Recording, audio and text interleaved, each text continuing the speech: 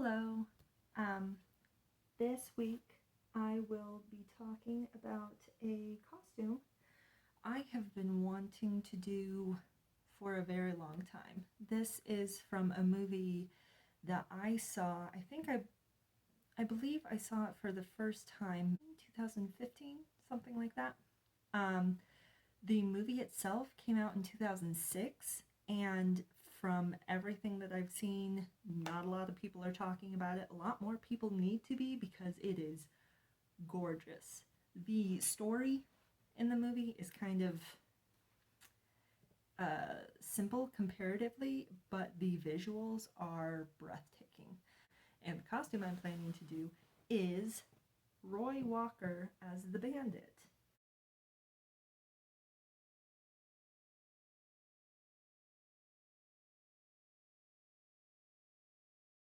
From the 2006 film The Fall. This is a lot different from the TV show The Fall. This is beautiful. This is a period piece. Anyway, I've wanted to do the Bandit costume for quite a while. I'm focusing on the top. I already have a pair of pants that'll work.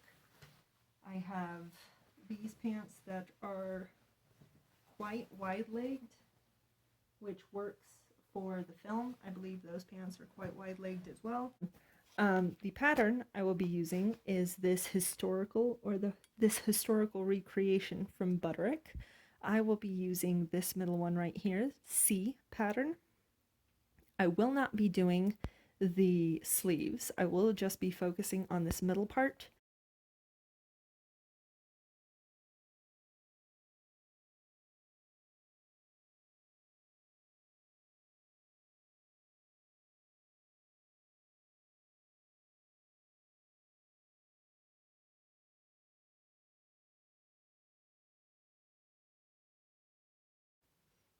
I just went ahead and sorted out buttons because on the outfit itself there are 17 going down the center and then 16 on either side, and altogether that comes to 49. The only downside now is that I have to cover every single one of these buttons. What I'm going to be doing is I'm going to be working on the red mask. I don't know if any of this is accurate to the time period or not, but I'm going to be doing paper mache. And since the mask isn't just a block of paper that you put on your face and it kind of sticks out, it kind of actually conforms to the face. I need a mold, and since I can't do it directly on my face, because that would be awful, I needed to go to the store and find a mask. So it's very gold and very sparkly. What I'm going to do is I'm going to cover it in plastic wrap, like a cling film, and then I will be doing paper mache on top. It has been quite some time since I've done paper mache. Right, so I have basically everything I need. I have some newspaper. I have my paper mache paste stuff. So I have all of the paper cut up. I put the plastic entirely around the mask. I'm trying to make sure that the plastic is flush against the mask so that I still get the shaping. In the picture there is like a rolled up bit of something right here. I don't know how I'm going to duplicate that. I guess I'll just start. I'm gonna okay.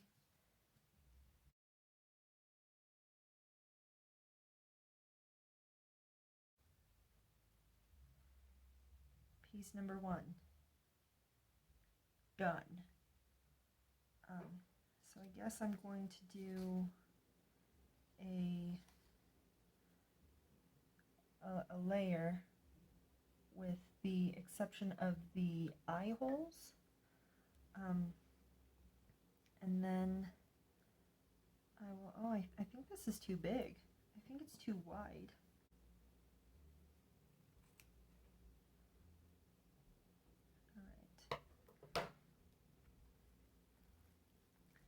All right. Come on.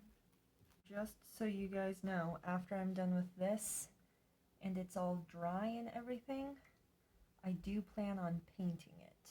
So we're not going to get this weird lady staring at us, which is great because it's kind of unnerving, if you ask me. Just the way she's staring, not a fan. Not a fan at all. Alright, so I've done a couple of layers on here, and now we just have to wait for it to dry. I'll check it before I go to work tomorrow, so that'll give me several hours for it to dry.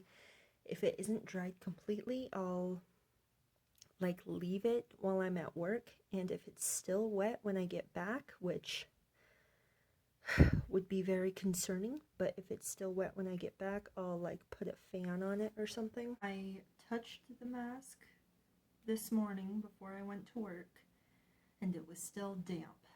So I just got back, and I'm nervous. I did grab some more newspaper. The newspaper I grabbed was actual newspaper. The newspaper bits that I had that I used initially are really thick. I don't know why. All right. Okay, so it's dry.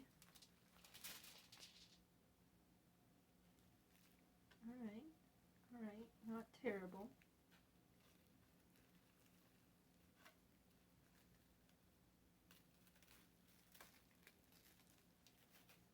Okay, so it came off fairly easily. How it's supposed to be. It worked. I don't have to. Oh my gosh, that's such a relief. Okay, so now all I have to do is paint it. Maybe put a couple of holes for some ties to go around the head, but that is quite a relief.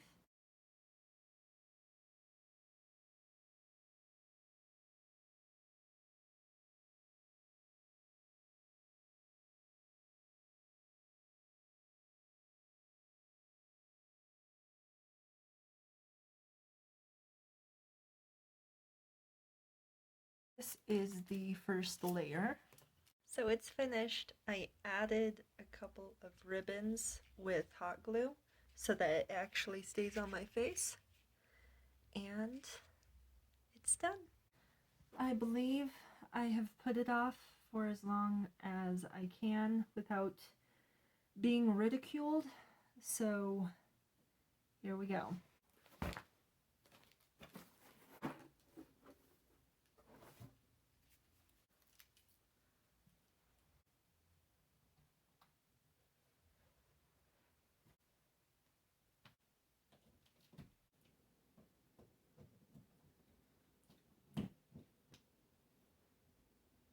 Ta-da! Yes, this is the only Christmas tree that I have or that I will be putting up. I almost forgot to put this one up, to be completely honest. Today is December 20th, and I probably would have put it off even longer if I hadn't have just gotten a package in the mail from my mom. So enjoy this. This is probably going to be the only video that this is in. My grandma crocheted this. I think she made one for all of her grandchildren. Thank you, Grandma. Anyway, let's get back to this stupid top.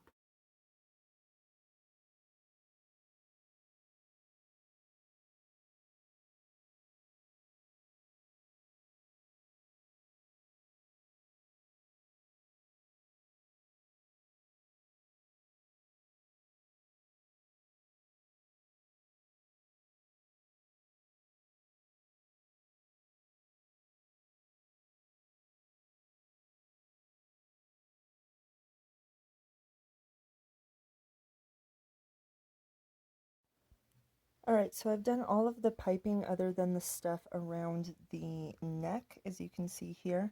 I marked out where I want all of the buttons to go, and then I marked out the corresponding place for the loops, because that's how it looks like it's attached in the picture, with buttons and loops. Unfortunately, after I've covered the buttons, I noticed that they were fraying a lot, which is upsetting and just something that I'm going to have to ignore, because I can't think of a way to fix that other than to take all of the covers off of all 49 buttons that I've done and do something else. And what that something else is, I have no idea, but I'm not going to do that. So I have 4 buttons down. I have 13 more to put on. Alright, buttons are in place. Now for all of the loops. Okay, so I have all of the loops pinned in place. Now I'm going to go ahead and sew it all down. Alright, so I have gone ahead and finished attaching the loops here. I do think I need to do something to make these smaller so that they can actually fit around the buttons, but I'm not quite sure what that something is yet. Still working on it, obviously. So now I'm just pinning all of the stripes, I guess you could call them. I've been calling them filigree because eventually it'll have the little swoopies, which I still need to figure out how to do on the sides. But I'm in the process of pinning all of these on. In the picture, they are all straight across, but since I have stuff that Lee Pace does not, I have decided to make these angles slightly up. I don't even know if you can tell on here, because it is a very slight angle, and the, I don't know what you'd call this, boob pocket, whatever this is kind of pressed in so that I can actually get a relatively straight line. I have angled it slightly up on both sides, actually, and hopefully that means when I put it on, everything will be straight, more or less. I can kind of already tell that on this side, I did go up more. I did put it at more of an angle than this side. So we'll see what we can do to fix that, or if we are going to do anything to fix that. Okay, I'm going to try and explain this as best I can. The filigree is what I've been calling it, but the bit on the front of the top that is a bunch of gold bits, I'm not going to be able to do it the way they have it in the picture, and that is mostly because this is the thickness of ribbon that I have that I will be using. This is too thick to be able to do what they're doing in the picture. I haven't been able to find any thinner width ribbon that I will still be comfortable sewing in sewing with a machine.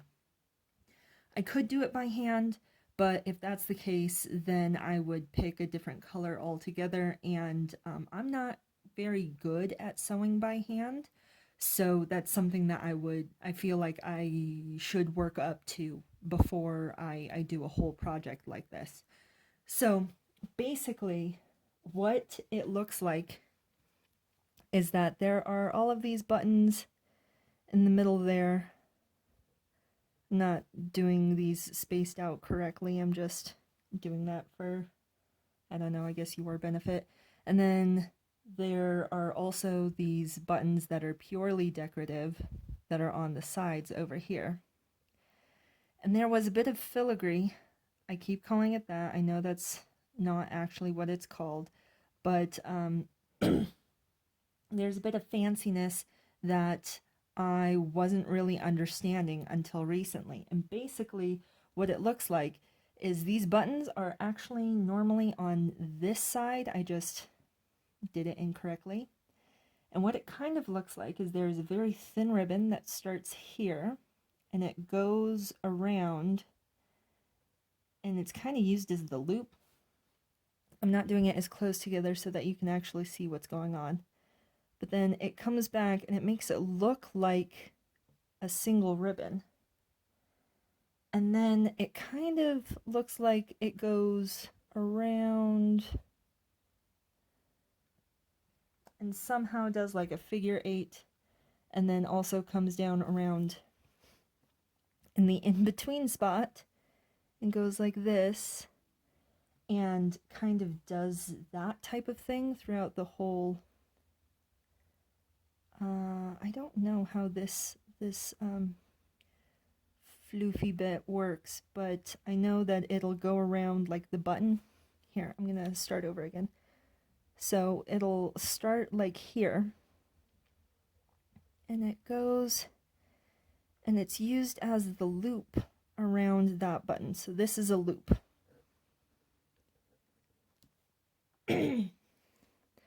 And then it comes back and it like basically becomes the same thing again. And then it loops around this button, and then it comes down to here and it kind of loops so that there's a little bit of flare, I guess. And then it comes back to, we're gonna say there's a button there because these ones are too far away. But there's a button there and there's a button there.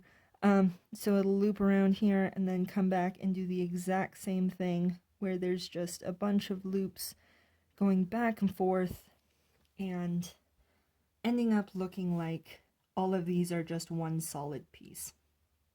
I'm not doing that right now. Hopefully one of these days I'll be able to do something a lot closer to what it actually is in the photo. It took me too long into this project to realize that the thinness of the ribbon that I was using was very important.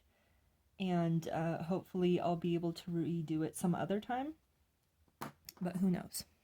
So in essence, what I'm doing is I am going to be doing a simplified version. And I guess I had just looked at it for so long that I didn't realize what I was looking at. If I decide to redo this later on, I hope that I will take what I've learned from this and apply it to the project later on. But like I said, I'm going to be doing a simplified version. Hopefully it'll still look good. For the buttons on the sides here, I have decided I am just going to hot glue them. Oh no, ow, ow, ow, ow, ow. Yeah, so I've decided since if I tried to sew them on, there's a really good chance that they would look a bit wonky. Not that hot glue was going to keep them from looking wonky, but hopefully they will look slightly less so. Also, I've been working on this project for months at this point, on and off, and I really just want to be done. That also should mean that I will be able to be finished with this by the end of tonight. Hopefully.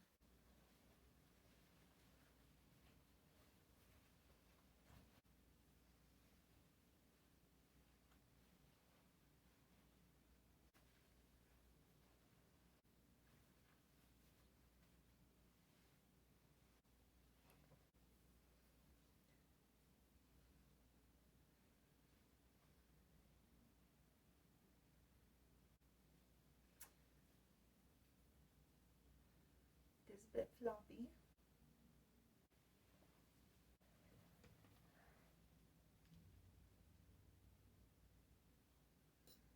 Like I've said numerous times, this is the simplified version.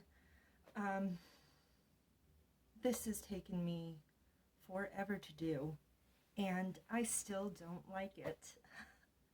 I'm very upset at certain parts. I'm proud of myself for actually completing it, because there were a couple of times where I was so close to just giving up and to just be like, well, no one knows that I'm working on it, so I can just not have been working on it. And that's one of the things that I'm trying to work on, is to actually complete things that I start. I know that sounds like a very elementary thing to learn, but I'm working on it. And this, as terribly as it went, as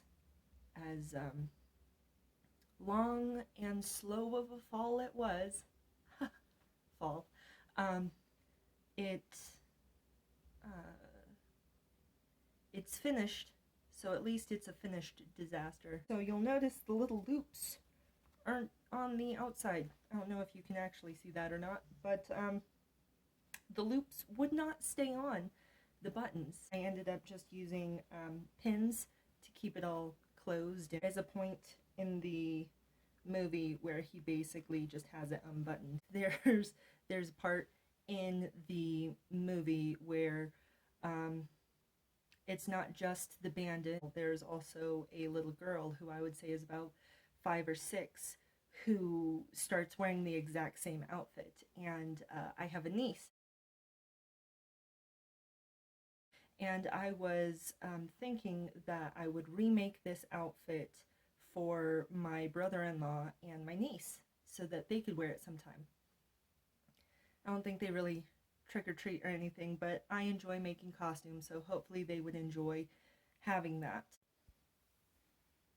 There is another character that I would really be interested in doing. The character I'm thinking of is this lady. She's wearing this purple dress.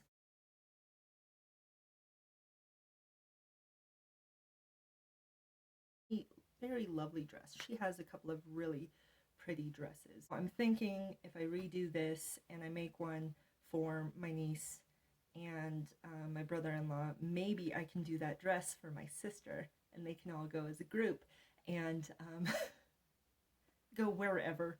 I don't even know this hypothetical costume adventure that they'd be going on where no one would know what they were.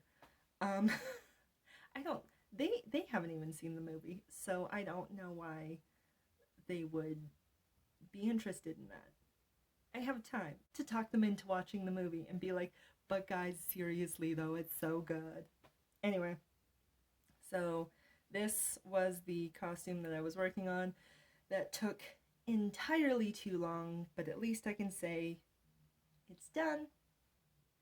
So I hope you guys enjoyed it, regardless of how kind of not great it turned out. So yes, I hope you enjoyed it and I hope you have a great day.